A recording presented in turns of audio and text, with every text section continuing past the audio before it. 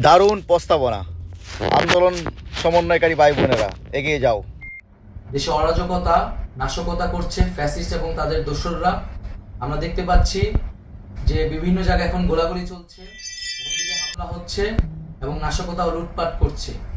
আমরা মনে করি আমাদের যে ছাত্র নাগরিকদের অভ্যুত্থান তাকে নস্যাৎ করার জন্যই পরিকল্পিতভাবে এই ধরনের ঘটনা হচ্ছে। আমরা মুক্তিকামী ছাত্র জনতাকে সজাগ এবং সতর্ক থাকতে আহ্বান জানাচ্ছি এবং আমাদের যে অন্তর্বর্তীকালীন সরকার, আমরা সেই সরকারের যে প্রস্তাবনা 24 ঘন্টার সময় নিয়েছিলাম জরুরি পরিস্থিতি মোতাবেক, আমরা এখনই তার একটি রূপরেখা ঘোষণা করছি।